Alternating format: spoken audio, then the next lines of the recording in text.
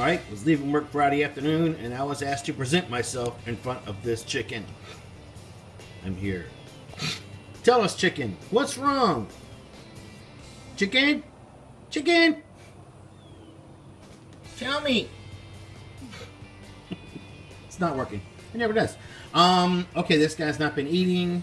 Girl, actually. She's been a layer for quite a while. She has some abdominal distension back here. We thought she might be egg bound. I've come and palpated and I cannot feel a thing. So chances are we're looking at a peritonitis or some kind of other parasitic event. Anyway, time will tell.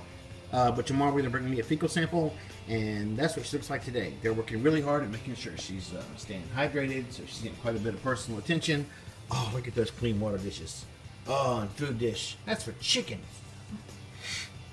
Her buddies over there aren't getting as clean stuff as this is. I can tell you that right now. It's the hospital cage. So anyway, looking good. Hopefully we'll make the night, get a sample under the microscope, and we'll get a better answer. All right, that's it for now.